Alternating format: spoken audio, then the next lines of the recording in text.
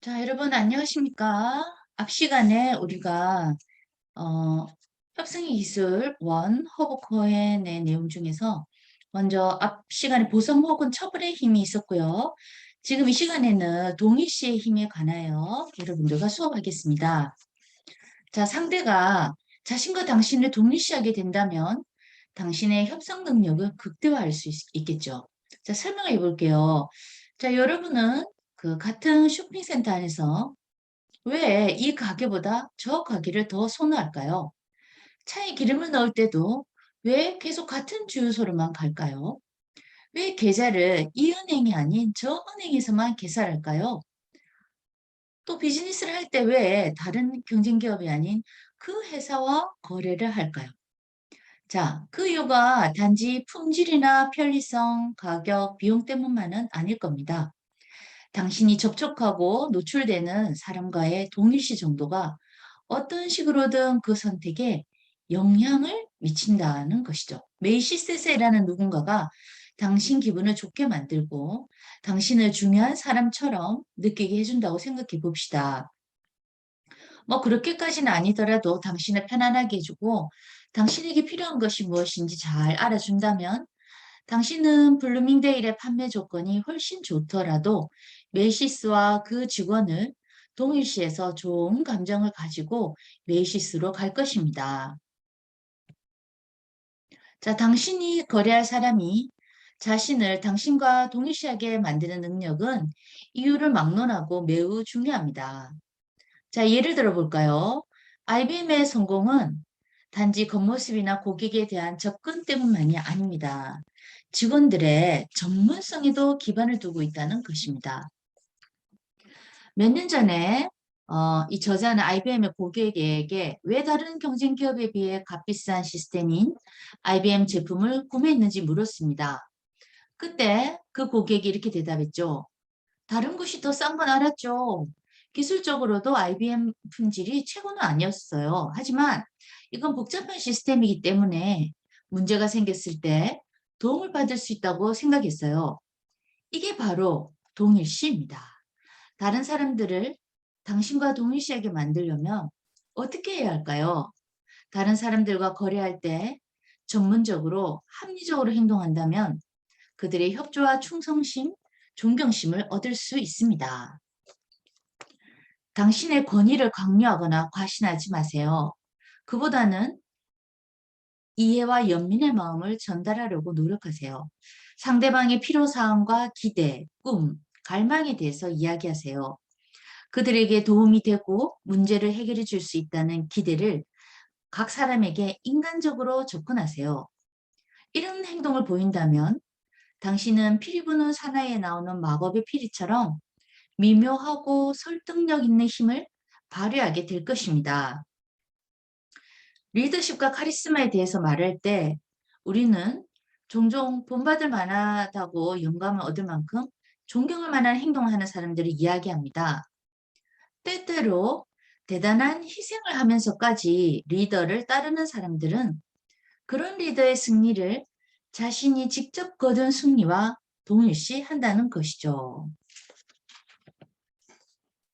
이 동일시의 힘은요, 비즈니스 거래나 정치뿐만이 아니라 모든 개인 간의 관계에서도 존재합니다. 자, 예를 들어 봅시다. 나는 가끔 여러 분야의 전문가들을 만나서 어떤 이슈에 대해서 번갈아 토론을 합니다. 나는 특별한 경우가 아니면 보통은 내가 알고 존경하는 사람, 실력이 입증된 사람의 말을 더 많이 신뢰하죠. 나는 믿음이 가는 사람의 감정과 직관을 따라갑니다. 그 사람을 믿고 그 사람과 나를 동일시하기 때문입니다. 이 동일시를 인정하거나 대놓고 이야기하는 경우는 많지 않아요. 하지만 스테레오 구매에서부터 지지하는 정치 후보를 결정하는 일에 이르기까지 이것은 매우 중요한 요인이 됩니다.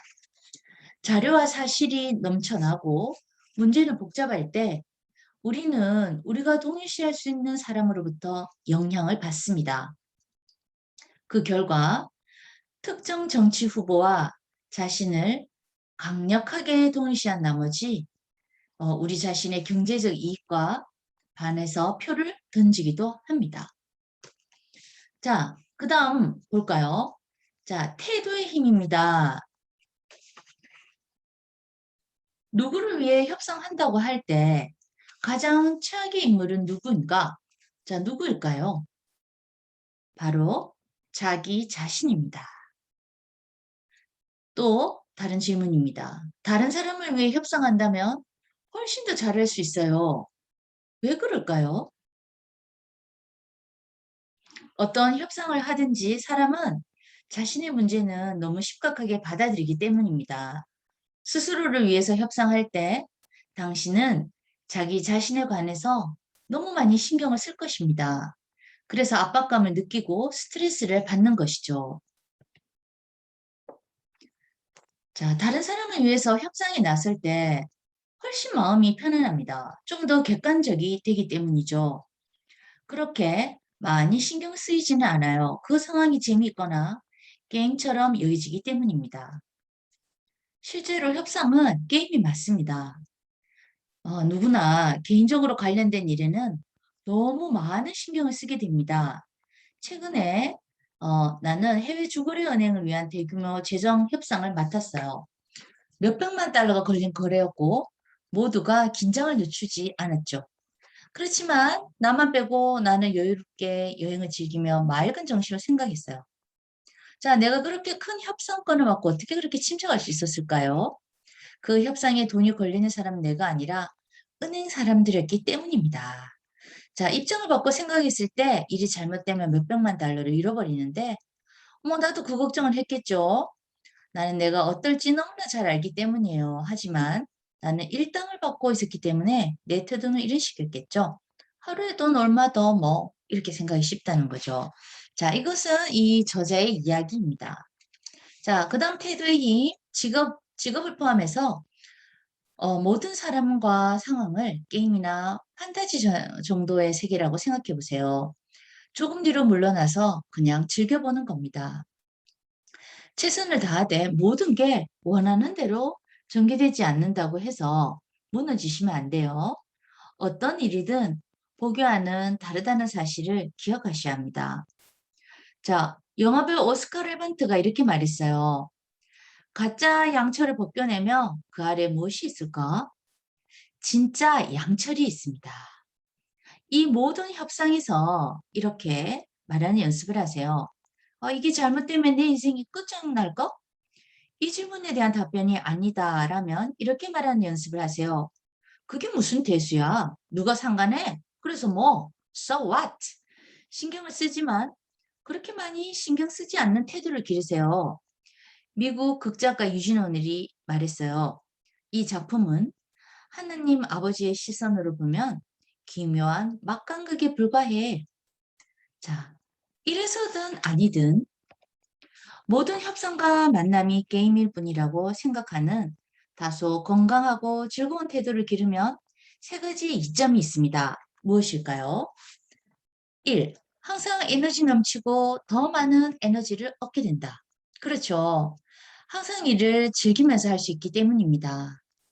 힘든 하루가 끝날 때쯤에 쓰러질 듯한 피로감을 느끼다가 그 피로감이 누군가 재밌는 게임으로 여겨지는 무언가를 제안할 때 폭발적인 활력으로 전환되는 경험을 한 적이 있을 것입니다. 2. 스트레스가 줄어든다. 맞습니다. 혈액 내 요산 수치가 줄고 고혈압 위험이 줄어듭니다. 건강 상태가 좋아져서 조깅하는 횟수를 줄여도 됩니다. 일이 즐거워지면 불안감도 탁구를 칠 때 같은 수준으로 낮아질 것입니다. 3. 더 나은 결과를 얻게 된다. 당신의 태도가 힘과 인생에 숙달된 느낌을 전달하기 때문입니다. 당신은 자신감을 발산하며 당신의 옵션을 보여주게 되고 사람들은 당신을 따르기 시작할 것입니다.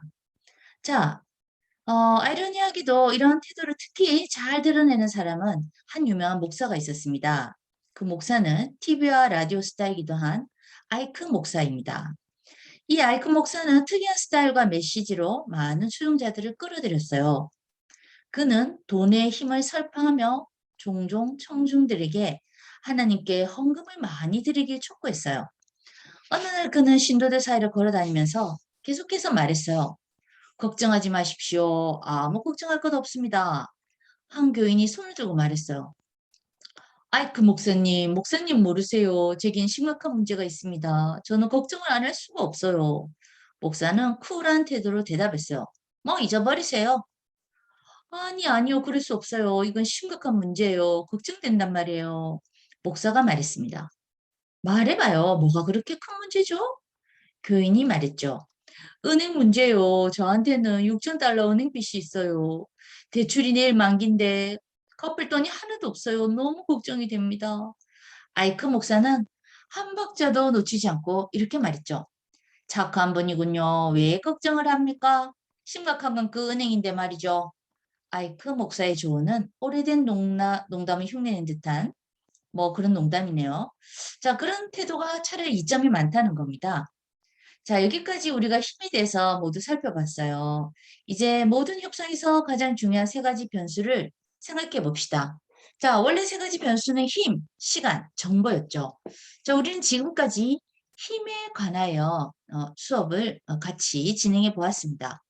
다음 시간에는 이 시간에 대해서 알아보아야겠네요. 자, 여러분. 자, 이 시간까지 들어주시느라 수고가 매우 많으셨습니다. 다음 시간에 관한 수업에서 만나도록 하겠습니다.